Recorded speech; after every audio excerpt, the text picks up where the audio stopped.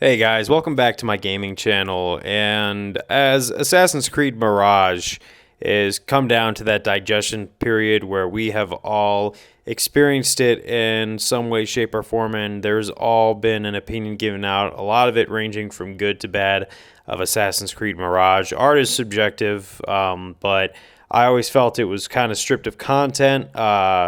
Which is expected, kind of. I mean, they had 2 years to develop, but I felt like they could have added more when you look at games like Origins, Odyssey, Valhalla. But through all of the debate, the one hill that I will always unalive on is that Basim really fixed the protagonist story problem in Assassin's Creed. I always felt like since the older Assassin's Creeds have taken over, we've had a lacking of very memorable Assassin's Creed protagonists. As much as I enjoyed Alexios and Cassandra, a lot of people felt like those were lacking, and I could see why.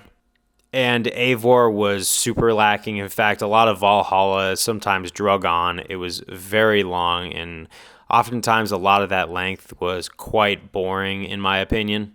But with Basim's character, it was pretty well written out and it didn't drag on too long. Now, we didn't get a whole lot of story once you got sucked into all of the stuff that Baghdad, for as little content as the game had, it had quite a few gems in there. So I was kind of in and out of the story as I went along. So I am going to replay the game again and do a playthrough for this channel.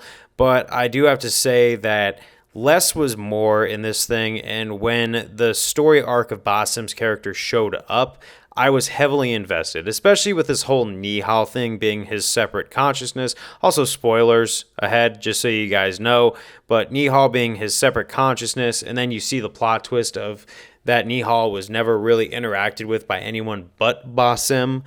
So you could tell that the writers drew their inspiration from Fight Club almost, and it's such a well-known movie that I really doubt that this wasn't inspired by Fight Club in some way, shape, or form.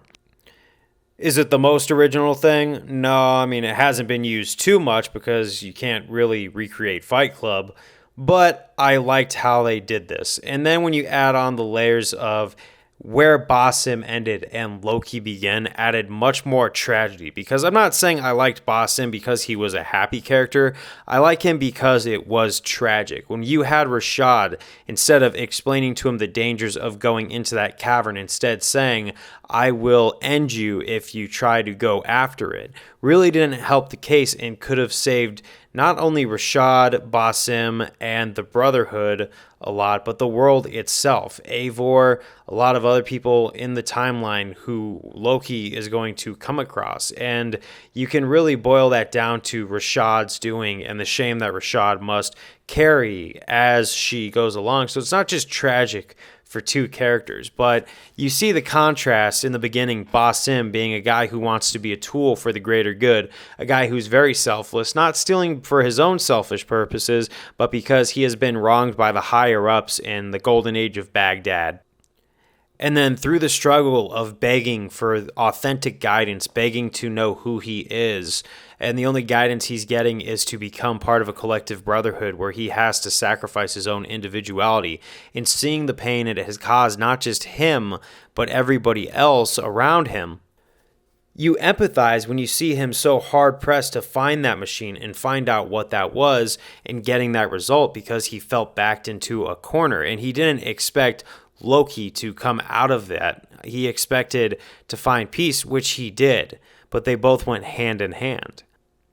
So Basim got his wish when he didn't want to be a quote-unquote nobody just like his father was, because he thought his father was forgotten because he was integral, which is the saddest type of mischief that Basim could get into. And it's a gigantic contrast between Basim and Loki, because Basim was sneaky because he felt like it was the only way to survive in this world. Loki did it because it was just his mischievous and conniving nature.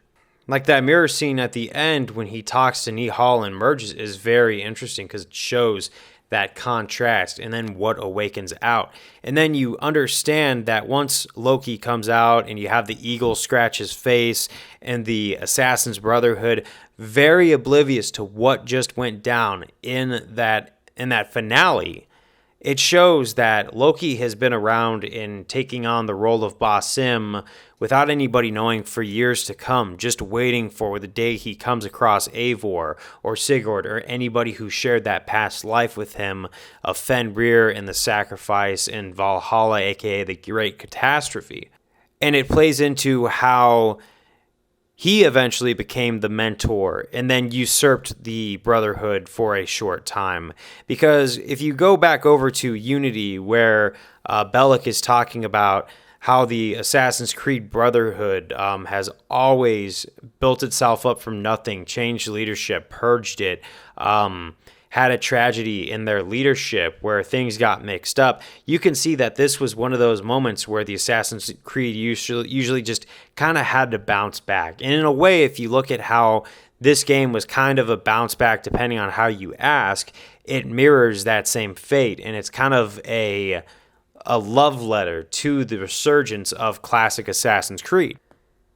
Because these are the events leading up to where eventually the Assassin's Brotherhood will have to rebuild itself, where it will have to re-find its roots, or aka the Hidden Ones, because now you might get to see the events that caused the Hidden Ones turning into the Assassins. Because maybe after Basim gets locked in that Valhalla simulation at the end of Valhalla and they change leadership, they will no longer be known as Hidden Ones. That's when they are going to start to transverse into becoming the Assassins. But all because of the tragedies and the personal pursuit of inner peace that led to a complete personality 180 flip because of lies, deception, mismentorship. That's not even a word.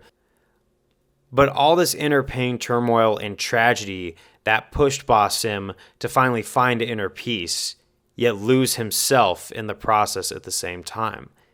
But that is what I have to say. That is why I believe that this is one of the deepest endings for as little as it says. It says so much, and it really ties a lot together in the Assassin's Creed universe. So if you guys have any thoughts or comments to add to it, please do in the comments section. Like, subscribe if you want to see more gameplay videos, more Let's Plays, and more video game think pieces and theories just like this. I will see you guys next time. Thank you. Goodbye.